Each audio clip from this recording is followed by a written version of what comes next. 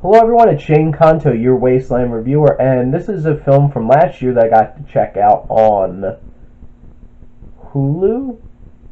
I get mixed up sometimes because I do have Netflix, Hulu, and Amazon. I'm pretty sure this one was on Hulu. Check this one out. It's called Lucky, and this is one of the last big screen performances of character actor Harry Dean Stanton, who plays Lucky, this old man, basically having an existential crisis, meandering around his small town. And this was directed by John Carroll Lynch, who is a character actor of himself and pops up in a lot of films and does a really good job. He's really intense and scary, honestly, in Zodiac, and pops up in other things. I really enjoyed him in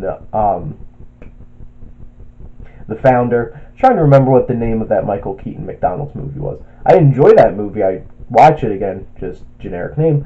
And he does a fantastic job directing this film. This was shot by Tim Surstedt.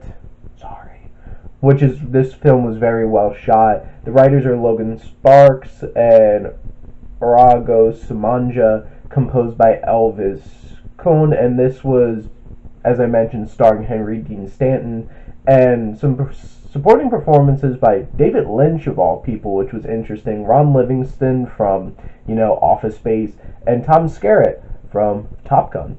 So, honestly, this film, it's one of those films where some people will sit through this film and be like, why did I just watch that?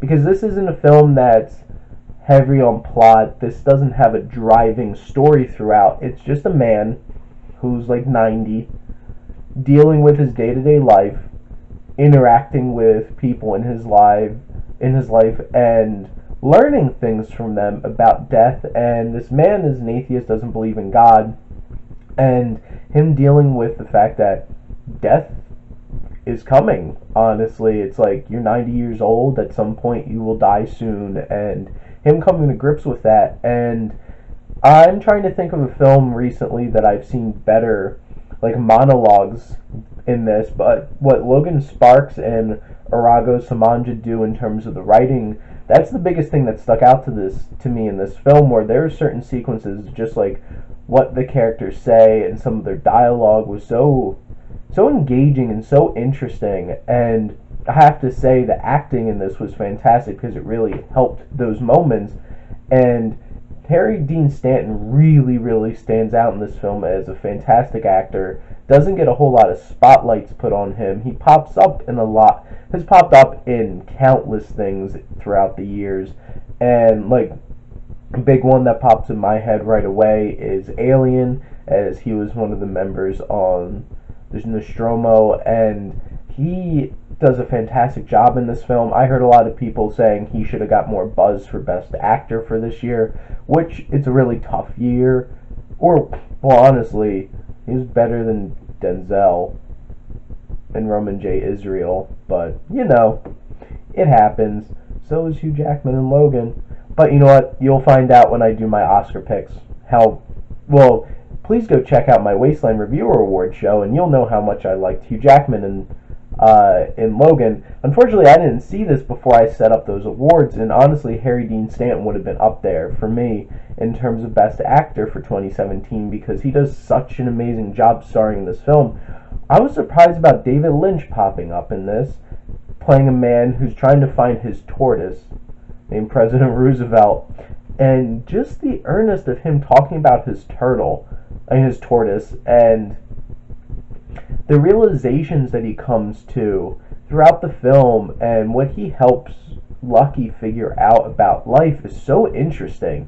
And you have Ron Livingston, who's a lawyer, and then Tom Skerritt pops up as a veteran in a diner and tells a story about being in World War II. And that was one of the most moving and powerful sequences in this film, and honestly one of the more powerful moving sequences in a film that I saw from 2017. And I'm really glad, because I didn't get a chance to see this I don't even know if it got released in theaters around here, but I'm so glad that I got to check this out when it went online. But John Carroll Lynch does such a fine job of directing this film, keeping it going and making it not feel like I'm being dragged through something. I'm going to say it never feels like it drags, but it does feel very mundane. And if you're not into that and going through like the day to day of like people's lives in a film, this one might not really connect so well with you. But it did with me. I'm not going to say this is a perfect film because there are points where it's just like, we're just going along, going along. It's much more of a character driven thing.